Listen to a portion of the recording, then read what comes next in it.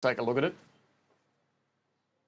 Even Labor Party frontbenchers are confused about the status of Labor's past spending promises. So we now have the situation where Labor appear to have walked away of about $35 billion in past promises, but clearly the news hasn't filtered through to the whole Labor Party frontbench yet. David Feeney wasn't aware that Labor was no longer committed to restoring the school kids bonus, even though that is what Jenny Macklin has been promising for years now, saying that they would fight our decisions to put funding across a range of areas on a more sustainable foundation for the future all the way to the next election. Clearly David Feeney hadn't realised that Labor walked away from past promises to reverse our changes to the social security asset test. So what we see tonight is a Labor Party in complete chaos.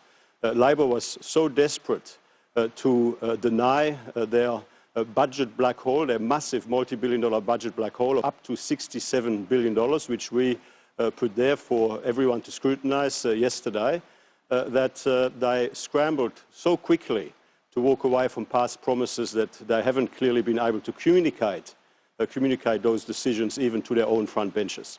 Is it a fair excuse? When he was questioned about the school kids bonus, he said he's been a bit distracted lately. The Labor Party for years now has been attacking our decisions to put funding across a range of areas on a more affordable, more sustainable trajectory for the future. Labor for years now has been promising that they would reverse a whole range of savings decisions that we have made over the past 3 years or so. Clearly David Feeney was completely taken by surprise by that.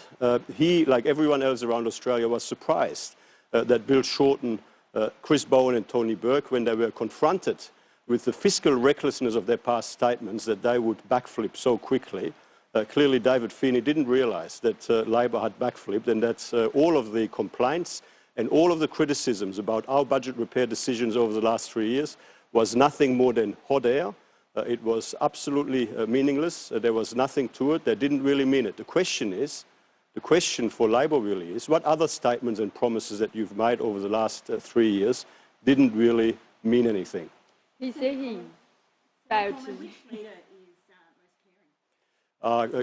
Malcolm Turnbull is an outstanding and very caring leader who is very much in touch and who is working very hard to secure the successful transition in our economy from resource investment-driven growth to broader drivers of growth in a strong, new and diversified economy. Do you think the length of this campaign is starting?